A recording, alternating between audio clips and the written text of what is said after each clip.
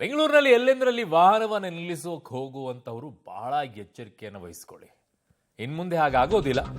So ಈಗ towing ಕಾರ್ಯಾಚರಣೆ ತೀವ್ರವಾಗಿ ಎತ್ತಾಕೊಂಡು ಹೋಗೋ ಕೆಲಸಕ್ಕೆ ಮುಂದಾಗ್ತಾ ಇದ್ದಾರೆ ಪೊಲೀಸರು. ಇದಕ್ಕೆ ಇನ್ನೊಂದು ಕಾರಣನೂ ಹೇಳ್ತೀನಿ.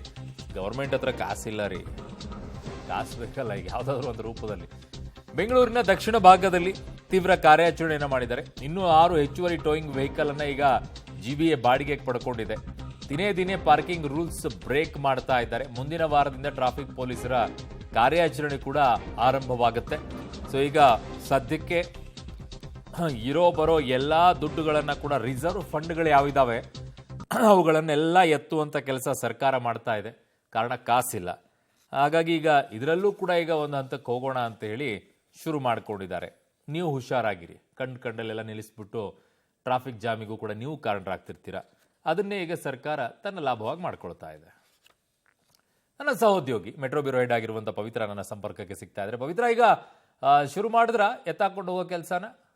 ಈಗ ಆಲ್ರೆಡಿ ಒಂದಿಷ್ಟು ಏರಿಯಾಗಳಲ್ಲಿ ಮಾಡ್ತಾ ಇದ್ದಾರೆ, ಒಂದಿಷ್ಟು ವಲಯಗಳಲ್ಲಿ ಈಗ ಆಲ್ರೆಡಿ ಬಂದಿದೆ. ಬಟ್ ಆರಂಭಿಕ ಹಂತದಲ್ಲಿ ಏನು ಹೇಳ್ತಾ ಇದ್ರು ಅಂದ್ರೆ 5 ನಗರ ಪಾಲಿಕೆಗೆ, ಆಯಾಯ ನಗರ ಪಾಲಿಕೆಗೆ 2 ಟೋಯಿಂಗ್ ವೆಹಿಕಲ್ ಅನ್ನುವಂಥದ್ದು ಫಿಕ್ಸ್ ಆಗಿತ್ತು. ಬಟ್ ಈಗ ಅದನ್ನ ಇನ್ಕ್ರೀಸ್ ಮಾಡಿದ್ದಾರೆ. ಈಗ ದಕ್ಷಿಣ ವ್ಯಾಪ್ತಿಗೆ ತೆಗೆದುಕೊಂಡ್ರೆ ಬರೋಬ್ಬರಿ 6 ಟೋಯಿಂಗ್ ವೆಹಿಕಲ್ಗಳನ್ನ ಈಗಾಗಲೇ ಬಾಡಿಗೆಗೆ ಪಡೆದುಕೊಂಡಿದ್ದಾರೆ. ಮುಂದಿನ ವಾರದಿಂದ ಅದು ಕಾರ್ಯಾಚರಣೆ ಮಾಡುತ್ತೆ. ಸೊ ಹಾಗಾಗಿ ಎಲ್ಲಾ ವಲಯವಾರು ಅದೇ ರೀತಿಯಾಗಿ ಇನ್ಕ್ರೀಸ್ ಮಾಡ್ಕೊಂಡು ಹೋಗ್ತಾ ಇದ್ದಾರೆ. ಒಂದ್ ಕಡೆಯಿಂದ BBMP ಇಂದ ಈಗಾಗಲೇ ಪೇ ಅಂಡ್ ಪಾರ್ಕಿಂಗ್ ರೂಲ್ಸ್ ಜಾರಿಗೆ ಬರ್ತಾ ಇದೆ.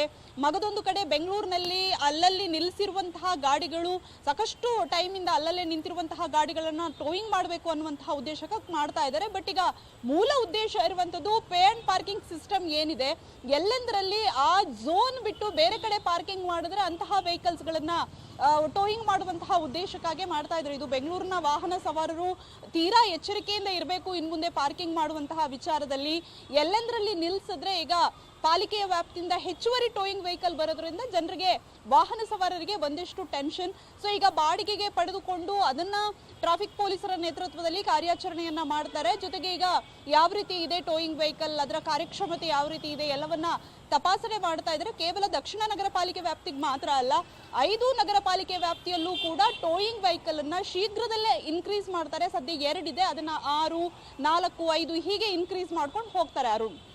ಓಕೆ ಪವಿತ್ರ, ನಿಮ್ಮೆಲ್ಲ ಮಾಹಿತಿಗೆ ಧನ್ಯವಾದಗಳು. We would be happy if we increase the number of towing vehicles.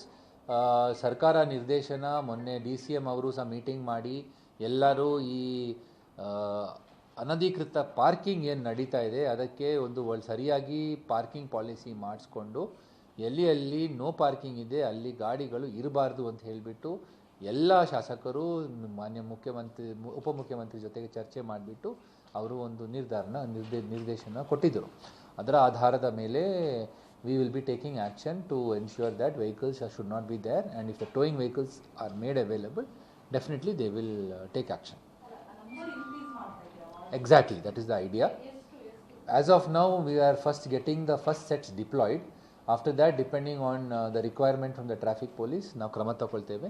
The cost of the towing machine we are going to bear from the corporation, and definitely I mean it is important that we make available sufficient road width for people to move on the streets, I mean move on the roads, and pedestrians should be able to move in the footpaths. We